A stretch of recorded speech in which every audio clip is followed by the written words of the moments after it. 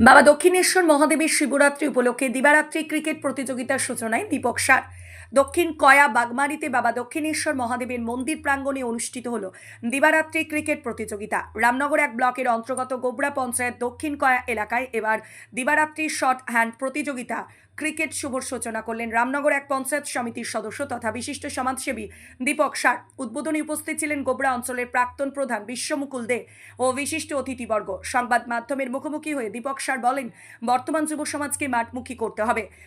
বাবা দক্ষিণেশ্বর মহাদেবের বার্ষিক অনুষ্ঠান 2026 গতকাল মহাশিবরাত্রি পালন হয়েছে এবং আজ দ্বিতীয় দিন underhand day night cricket tournament. এলাকার বহু মানুষ এখানে এসছেন, সবাই এখানে 8 থেকে 80 এই খেলা দেখে আনন্দ উপভোগ করবেন।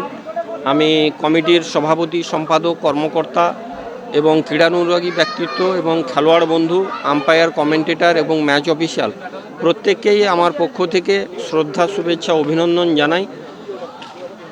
বীর সন্ন্যাসী স্বামী বিবেকানন্দ বলছেন যে গীতা পাঠের থেকে জরুরি ফুটবল খেলা। আমাদের খেলাধুলার সাথে সাথে আমাদের শরীর চর্চায় মনোযোগ দিতে হবে এবং সাংস্কৃতিক চর্চায়ও আমাদের আরও বেশি করে এগিয়ে আসতে হবে।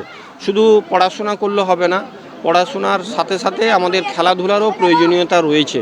Education of the part.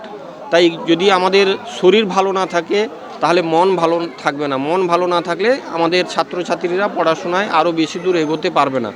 তাই হাডুডু হোক বা জুডো হোক, ফুটবল, ক্রিকেট, ব্যাডমিন্টন, আমাদের যোগাসন, প্রাণায়াম, ব্যায়াম বিভিন্নভাবে আমাদের শরীরচর্চার খুবই প্রয়োজনীয়তা রয়েছে। বর্তমান দিনে এই খেলাধুলার পাশাপাশি আমাদের যে যুব সমাজ তারা অবসর সময়টা মোবাইলেই কাটান, তাদেরকে খেলার মাঠের মধ্যে ফিরিয়ে আনার জন্য ক্লাব, স্বেচ্ছাসেবী সংগঠন উদ্যোগ নিচ্ছেন যাতে তারা মূল স্রোতে ফিরে আসতে পারে। নতুন করে গড়ে উঠবে শিব মন্দির নির্মাণে সাহায্যের হাত বাড়িয়ে দেওয়ার আশ্বাস দিলেন নেতৃত্বরা। বাবার মাথায় জল ঢালা ও পূজার ছড়ার সাথে সাথে ক্রিকেট টুর্নামেন্টের আয়োজন করা হয়েছে। এই ক্রিকেট টুর্নামেন্ট ঘিরে এলাকায় উৎসব উদ্দীপনা তুঙ্গে। দিবারাত্রি ক্রিকেট প্রতিযোগিতায় 12টি দল অংশ নিচ্ছে। জেলা সহ রাজ্যের বিভিন্ন প্রান্ত থেকে প্লেয়াররা খেলতে এসেছেন এই টুর্নামেন্টে। প্রথম পুরস্কার 7,000 টাকা ও ট্রফি, দ্বিতীয় পুরস্কার 4,000 টাকা ও ট্রফি। আজকের অনুষ্ঠানে উপস্থিত ছিলেন আনন্দ কুমার প্রধান, শ্রীহরি প্রধান, সরোজ প্রধান, বিদ্যুৎ সার প্রমুখ। আজকে 12টি টিমের মোট খেলা হবে।